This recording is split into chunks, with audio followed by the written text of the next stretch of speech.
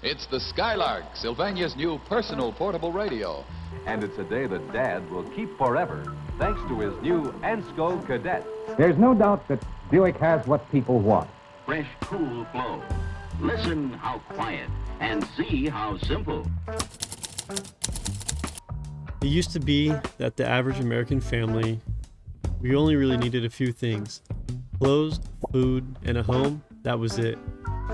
Luxury, this was something only available for the wealthiest families. But slowly, a new idea began to creep into American life, the idea of consumerism. After World War I, America had all these empty factories that once produced weapons and war supplies. So the question became, what now? What do we do with all this industrial power?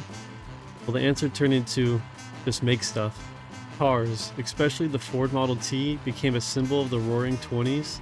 Then came refrigerators, washing machines, radios, everyday things that suddenly became must-haves for American families. Fast forward to post-World War II, America was booming from a post-war economy, and for many, the world finally felt full of hope.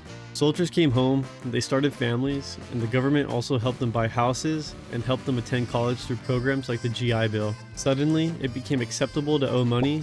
Long-term mortgages and auto loans made spending feel safe and even responsible. Then came the next leap, the invention that turned debt into a lifestyle, the credit card. So I carry an American Express card, the one card I need for travel and entertaining, for business and pleasure. Why, without this, the only way I'd get any attention is by saying, that's all, folks. Debt wasn't shameful anymore. It was a way to upgrade your life without giving up the hard-earned cash in your wallet.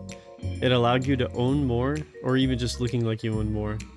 And this became the new definition of success in America.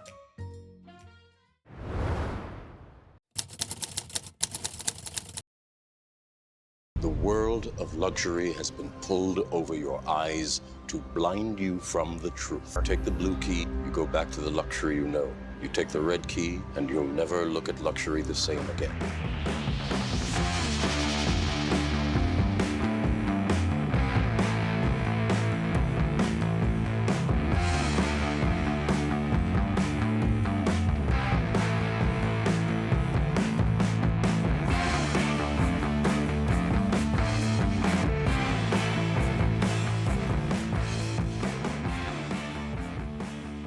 Consumerism today has evolved into something more artificial, a culture obsessed with looking rich rather than being rich. Designer fits, leased cars, rented Airbnbs, all for the illusion of appearing rich. There's a fake rich phenomenon taking place. Fast forward to 2025 and this still holds true. Consumer debt has reached a staggering 18.39 trillion with 1.1 trillion in credit card debt. The idea of consumerism and instant gratification hasn't slowed down since its invention. The concept of buy now and pay later has cemented itself into popular culture. People are willingly going into debt to appear wealthy. They feel the need to buy the next big thing just to stay relevant and not fall behind their peers. It's the illusion of being rich and showing off what you have, even if it ruins your financial future. This mindset has become especially visible through social media influencers. We see them flaunting luxury mansions, exotic foreign cars, expensive restaurants, and designer clothes. But is it all real? Are these people truly able to afford these things, or are they trying to convince us that they can? This has created a ripple effect. People look at influencers surrounded by exotic cars and high-end fashion, and they try to replicate this into their own lives, even if this means drowning themselves in debt. It's become a widespread issue, presenting an image of success while having nothing of substance underneath. Influencers do what they do best, which is to influence. They act as living advertisements, selling a lifestyle that most people can't actually attain or even afford. They get paid to sell you a dream, one that's often built on illusion that you can have the same life as them. And in chasing that illusion, many end up paying the price, not in status, but in debt. Consumerism today thrives on insecurity.